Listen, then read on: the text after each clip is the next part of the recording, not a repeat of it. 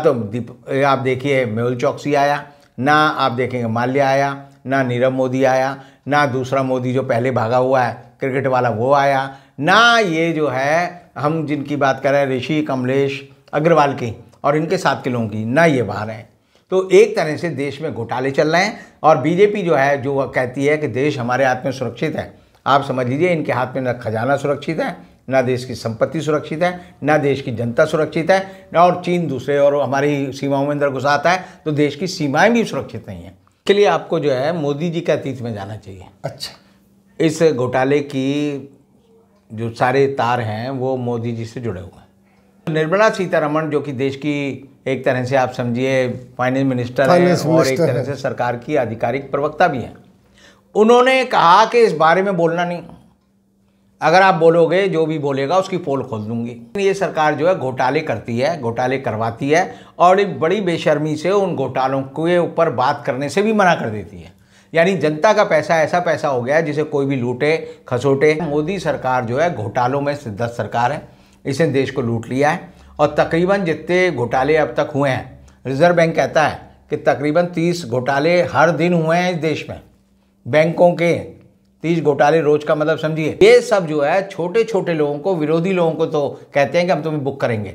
अभी भी आपने देखा होगा कि जैसे ही पता चला ऋषि कमलेश अग्रवाल गायब हुआ, दाऊद इब्राहिम के बहन जो है उसके पास कर उसके ऊपर जो है छापे मार दिया पारकर पे। जी। अब पारकर पे मार के ये दिखाते नहीं हम बड़े एक्टिव हैं। दोस्तों आदावर से मैं नीस अहमद खान हिंद वॉइस से आपसे मुखातिब है। मेरे के साथ है रविंदर कुमार जी, बहुत बहुत स्वागत है रविंदर कुमार जी। रविंदर कुमार जी एक बात बताइए, जब बहुत चल रहा है, इलेक्शन चल रहे हैं देश में और सिलेंडर फ्री में बांटे जा रहे हैं, हर चीज़ हो रही सरकार की तरफ से, लेकिन एक बहुत बड़ा डॉकयार्ड पे घोटाला हुआ है जहाज़ बनाने का, पानी के जहाज़ बनाने का। हमारे ख्याल में विश्व में सबसे बड़ा घोटाला है माना जाएगा इसको हम अगर देखें तो, और अचानक ये एक्सपोज हुआ है और सरकार इस पर चर्चा नहीं कर रही है। अखबारों में आ रहा है, अच्छा सारे अखबारों में भी नहीं आ रहा है, बिल्कुल किसी अखबार में आ रहा है, किसी बिल्कुल खामोशी छाई हुई इसमें। तो आखिर क्या है चक्कर, क्यों इसको इतना छुपाया जा रहा है, दबाया जा रहा है इस घोटाले को? इसके लिए आपको जो है मोदी जी के अतीत में जाना चाहिए। अच्छा, इस घोटाले की जो सारे तार हैं वो मोदी जी से जुड़े हुए हैं। मोदी जी गुजरात के मुख्यमंत्री थे और उस समय वो एक समिट करते थे जिसका नाम रखा था वाइब्रेंट गुजरात। हाँ, और जिसमें वो दिखाते थे कि गुजरात में जो है विदेशों से निवेश आ रहा है। जी। विदेशों से निवेशक आकर जो है गुजरात को जो है उन्नति के पथ पर ले जा रहे हैं और उन्होंने गुजरात मॉडल डेवलप किया। अब ये जो गुजरात मॉडल है, इसके जितने भी कर्णधार सूत्रधार या इसमें जो मुख्य लोग जो लाभान्वित थे वो सारे के सारे गुजराती थे। अब 2005 में ये एबीजी शिपयार्ड और एपीजी इंटरनेशनल प्राइवेट लिमिटेड दो कंपनियां दो गुजरातियों ने बनाई और गुजरातियों ने बनाई तो उसके बाद जो है मोदी सरकार में उनको जो है विशेष सुविधाएं दी गई, एक दहेज में और एक सूरत में। दहेज और सूरत जो है वो दो ऐसे बंदरगाह हैं जहाँ पर कि निजी क्षेत्र में पानी के जहाज बनते हैं और उनका स्क्रैपिंग का काम होता है, उनको तोड़ा जाता है। तो दुनिया के सारे जो पुराने जहाज हैं तकरीबन वहाँ आते हैं और टूटते हैं। अब मोदी जी का पूरा वरसफर्ज है, जो उसके मालिक हैं ऋषि अग्रवाल, उनका नाम है वैसे ऋषि कमलेश अग्रवाल, वो भी मोदी जी के बड़े करीब हैं। और वहाँ पर दहेज में उन्होंने अपना काम शुरू किया और फिर सूरत में किया और बढ़ते बढ़ते जो है उनको जो है 22,842 करोड़ रुपए 28 बैंकों ने दे दिए। अब 22,842 करोड़ रुपए इतने रुपए हैं, आप समझ लीजिए कि अगर उत्तर प्रदेश की पूरी जनसंख्या को 1,000 रुपया दिया जाए जी तो वो होता है 22,882 करोड़ रुपए। अब जब ये कंपैरिजन करते हैं हम लोग हर चीज़ का, तो आप समझिए कि जब बोफोर्स कांड हुआ तो बोफोर्स कांड में ये आरोप था कि 65 करोड़ रुपए की दलाली खाई गई और उस समय भारत की आबादी जो थी 65 करोड़ थी। तो हम लोग जो है आंदोलन जब करते थे तो हरियाणा चुनाव चल रहा था उस समय, तो हम हरियाणा के लोगों को कहते थे तुम्हारी जेब से 1 रुपया जो है चुराया गया है। अब उत्तर प्रदेश के लोगों को समझाना पड़ेगा कि तुम लोगों की जेब से 1,000 रुपये मोदी और योगी की सरकार हड़प कर गई है और जो उसके आरोपी हैं उनकी फ़ोटो तक आप तक नहीं देखी होगी। नहीं साहब, अगर आपके सामने ऋषि कमलेश अग्रवाल आ जाए या दूसरे लोग आ जाएं तो आप क्या सीबीआई वाला भी नहीं पहचानेगा। उनकी फ़ोटो नदारत है। और फ़ोटो कैसे नदारत है? जैसे नरेंद्र मोदी के पिताजी हैं, उनका नाम है दामोदर दास मोदी, जी। उनकी फ़ोटो भी नदारत है। यानी हिंदुस्तान के वो लोग जो प्रातः स्मरणीय हैं, जिनके हमें सुबह उठकर जो है याद करनी चाहिए कि एक ने हमें एक ऐसा प्रधानमंत्री दिया, बेटा दिया, और एक जो है सबसे बड़ा घोटाला करके भाग गया, वो उनकी फ़ोटो हमारे पास नहीं। अब जब ये घोटाला सीबीआई ने उसे दर्ज किया 5 फरवरी को इस साल, बसंत पंचमी के दिन, तो एक तरह से ये शुभ दिन था और उस दिन जो है ये घोटाले की एफआईआर लिखी गई। और जैसे ही उसकी खबर आई तो निर्मला सीतारमण, जो कि देश की एक तरह से आप समझिए फाइनेंस मिनिस्टर है और एक तरह से सरकार की आधिकारिक प्रवक्ता भी हैं, उन्होंने कहा कि इस बारे में बोलना नहीं, अगर आप बोलोगे जो भी बोलेगा उसकी पोल खोल दूंगी। ये ऐसे ही है कि जैसे देश में रेप हो जाता है तो सरकार कहती है चुप रहो, देश में सैन्य घोटाला हो जाता है राफेल का तो सुप्रीम कोर्ट के प्रधान न्यायाधीश जो थे वो कहते हैं चुप रहो। इस देश में जो है अडानी का पावर बाइंग का जो घोटाला है 50,000 करोड़ रुपये का, वो हो जाता है तो कहते हैं चुप रहो। इस देश की सरकार लोगों को कहती है जब भी घोटाला हो जाए बड़े से बड़ा, आँख पर जो है हाथ रख लो, अब बोलो मत। और जितने आंकड़े बीजेपी के प्रवक्ता दे रहे हैं, जितने और लोग दे रहे हैं, बाकी आपकी बात ठीक है कि आधे अखबारों में तो खबर ही नहीं छपी। अगर एबीजी शिपयार्ड या एबीजी इंटरनेशनल आप किसी को बोले तो आदमी कहेगा पता नहीं, आदमी पागल बनेगी, पता नहीं कौन सी मन से बात कर रहा है। जिस तरह फर्श की आई थी, इसकी आई थी, छा गया था पूरा, हर चीज़ का छा जाता है। लेकिन ये सरकार जो है घोटाले करती है, घोटाले करवाती है और एक बड़ी बेशर्मी से उन घोटालों के ऊपर बात करने से भी मना कर देती है। यानी जनता का पैसा ऐसा पैसा हो गया है जिसे कोई भी लूटे खसोटे। यानी नीरव मोदी देखिए तो वो नरेंद्र मोदी के साथ जो है दाऊस वो भी गुजराती हैं, जो मेहुल भाई हैं वो भी गुजराती हैं।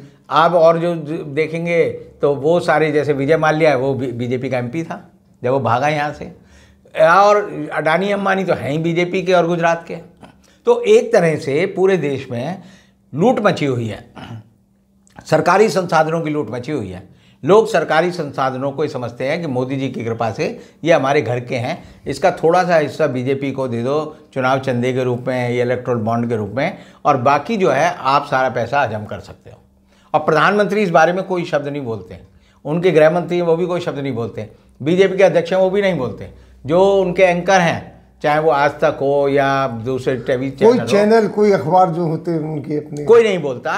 और देश के लोगों को समझते हैं कि मूर्ख हैं और जो बोलने की कोशिश करते हैं उनको केंद्र सरकार समझाती है कि हम तुम्हारी पोल खोल देंगे। अब मेरे जैसे आदमी की क्या पोल खोलेंगे या आपकी क्या पोल खोलेंगे या आम जनता की क्या पोल खोलेंगे। तो दरअसल जो है मोदी सरकार जो है घोटालों में सिद्धस्त सरकार है, इसने देश को लूट लिया है। और तकरीबन जितने घोटाले अब तक हुए हैं, रिजर्व बैंक कहता है कि तकरीबन 30 घोटाले हर दिन हुए हैं इस देश में, बैंकों के 30 घोटाले रोज़ का। मतलब समझिए गरीब आदमी जाता है 5,000 रुपये का अगर लोन लेने जाता है तो बैंक मैनेजर कहता है 25% पहले मुझे दे, कागज़ पूरे कर तब दूंगा। लेकिन ये जो बड़े लोग हैं हज़ारों की तादाद में जिनको पैसा करोड़ों रुपए में दिया जा, वो पैसा जो है वो ऐसे बांटा जा रहा है जैसे वो जो है अंधे की रेवड़ियाँ हों और जो बांटते रहो और खाते रहो। तो ऐसी हालत में जो है ये चुनाव का मुद्दा है, बहुत बड़ा मुद्दा है। और मेरा ये मानना है कि अभी तक जैसे सीबीआई ने आज एक सुर्रा छोड़ दिया कि अभी जो है ऋषि कमलेश अग्रवाल और बाकी जो डायरेक्टर वो हिंदुस्तान में ही हैं, खबर ये आ रही है कि वो सिंगापुर चले गए। तो हर जो घोटाले वाला है वो हिंदुस्तान से बाहर भाग जाता है। अब आप खुद एक तरह से सोचिए कि छोटे छोटे पूंजीपतियों को मोदी सरकार जो सुरक्षा देती है, पुलिस की सुरक्षा देती है, तो ऋषि अग्रवाल को भी सुरक्षा गुजरात सरकार ने दी। अब वो सुरक्षा दी तो सुरक्षा कर्मचारी कहाँ चले गए? उनका तो फर्ज बनता था वो बताएं कि हम जिसको प्रोटेक्शन दे रहे थे वो आदमी कहाँ गायब हो गया। तो ये सरकार में देखिए ईडी हो या सीबीआई हो या एनआईए हो या सीबीडीटी हो या कंपनी कॉर्पोरेट अफेयर मिनिस्ट्री हो, ये सब जो है छोटे छोटे लोगों को, विरोधी लोगों को तो कहते हैं कि हम तुम्हें बुक करेंगे। अभी भी आपने देखा होगा कि जैसे ही पता चला ऋषि कमलेश अग्रवाल गायब हुआ, दाऊद इब्राहिम के बहन जो है उसके पास उसके ऊपर जो है छापे मार दिया पारकर पे। जी। अब पारकर पे मार के ये दिखाते नहीं हम बड़े एक्टिव हैं। ऐसे ही जब कुछ और काम होता है तो पता लगा एनसीबी वाले जो है शाहरुख खान के बेटे को पकड़ लेते हैं और फर्जी आरोप में पकड़ के कहते हैं जी दो तीन महीने इंक्वायरी चलती है, 3 महीने चलती है। इसी तरह जो है पूरा मीडिया जो है सुशांत सिंह राजपूत की मौत हो जाती है तो उस पर 3-4 महीने लगा रहता है। लेकिन ये जो घोटाले हैं इन घोटालों की परत दर परत जो है कोई खोलने के लिए तैयार नहीं होता। सिर्फ जो है 2-4 मीडिया हाउस हैं, 2-4 जो है हम जैसे लोग हैं, 2-4 और लोग हैं जो जागरूक लोग हैं, वो ऐसी बातों की पड़ताल करते हैं, बताते हैं। लेकिन जनता को मोदी जी कभी नहीं बोलेंगे कि घोटालेबाज में ये गुजराती शामिल था, ये गुजराती क्यों नहीं पकड़ा गया। आज तक जो आपने देखा होगा पिछले चुनाव में 2019 के चुनाव में हो रहा था कि माल्या और नीरव मोदी को पकड़ के लाया जा रहा है, हवाई जहाज भेज दिए गए, हवाई जहाज भेज दिए और वो आ रहे हैं, सीबीआई की टीम वहाँ चली गई। इसी तरह आप देखेंगे कि मेहुल चौकसी के लिए हमारी जो है पूरा ईडी और दूसरे लोग जो है पूरा एक स्पेशल हवाई जहाज लेकर, जिसका किराया 6 करोड़ रुपये रोज का था, उस हवाई जहाज को लेकर जो है पकड़ने चले गए और वहाँ से जो है वर्जिन आइलैंड के जितने द्वीप हैं वहाँ से घूम घाम के अपनी पिकनिक बना के वापस चले आए। तो ना तो आप देखिए मेहुल चौकसी आया, ना आप देखेंगे माल्या आया, ना नीरव मोदी आया, ना दूसरा मोदी जो पहले भागा हुआ है क्रिकेट वाला वो आया, ना ये जो है हम जिनकी बात कर रहे हैं ऋषि कमलेश अग्रवाल की और इनके साथ के लोगों की, ना ये बाहर हैं। तो एक तरह से देश में घोटाले चल रहे हैं और बीजेपी जो है जो कहती है कि देश हमारे हाथ में सुरक्षित है, आप समझ लीजिए इनके हाथ में ना खजाना सुरक्षित है, ना देश की संपत्ति सुरक्षित है, ना देश की जनता सुरक्षित है, ना और चीन दूसरे और हमारी सीमाओं में अंदर घुस आता है तो देश की सीमाएं भी सुरक्षित नहीं हैं। तो ऐसी निकम्मी सरकार हमें मिली है जिसका बाल बाल जो है एक तरह से समझिए देश के ऊपर जो है श्राप की तरह जो है छाया हुआ है और देश का पतन हो रहा है। लेकिन इसके बावजूद भी ये जो इनके वक्तव्य आते हैं, सारी चीज़ें हैं कि देश मजबूत चल रहा है और विपक्ष जो है हमें खामोखा बदनाम कर रहा है। जिस तरीके आता है कि अगर हम जीत जाएंगे तभी तो गैस सिलेंडर फ्री बांट रहे हैं, तो ये क्यों आखिर ये सब? ऐसे झूठ बोलने पे कोई रोक तो है नहीं। झूठ बोलने पे तो आप सुबह बोलो, शाम बोलो, दोपहर बोलो। अभी तक विपक्ष के किसी एक नेता को मोदी सरकार, ईडी, एनआईए, सीबीआई कभी सजा नहीं दिला पाई। केस जरूर कर दिए, केस कर लेती है, उसके बाद उसका यही नहीं पता चलता कि उसकी चार्जशीट कहाँ गई, उसका ट्रायल कहाँ गया। ट्रायल आपने कभी सुना है किसी केस का हो रहा है? तो ये सरकार जो है बेवकूफ़ों के द्वारा चलाई जा रही है, बेवकूफ़ों के लिए चलाई जा रही है और ये समझती है कि देश की 140 करोड़ जनता जो बेवकूफ़ है। लेकिन इनकी बदकिस्मती है कि देश की जनता अब जागरूक हो गई है। यूपी में, बिहार में, आप देखेंगे पंजाब में, उत्तराखंड में लोग इनके पीछे पड़े हुए हैं, इनके कपड़े फाड़ रहे हैं, इनकी गाड़ियाँ नहीं घुसने दे रहे, इनके झंडे नहीं लगे रहे। तो हालत जो है इतनी ज़्यादा हो गई है कि मोदी जी की हिम्मत नहीं हो रही कि दोबारा 2 दिन तो वो चले गए थे, अभी पठानकोट भी रैली कराए और एक पंजाब में भी कराए। लेकिन आज जैसे उन्हें जाना था तो रविदास के लिए, रविदास जयंती के दिन पर वो जो है करोड़ बाग के एक मंदिर में चले गए और वहाँ पर जो है ढोल मंजीरे बजाकर और एक थोड़ा सा नाच करके वापस चले आए। तो एक तरह से देश का प्रधानमंत्री इस समय हर तरह से समझ चुका है कि अब उसकी जो विदाई की बेला जो है आ गई है। बहुत बहुत शुक्रिया आपका कि आपने ऐसे इतने बड़े घोटाले का राज खोला जो कि ना अखबारों में आ रहा है।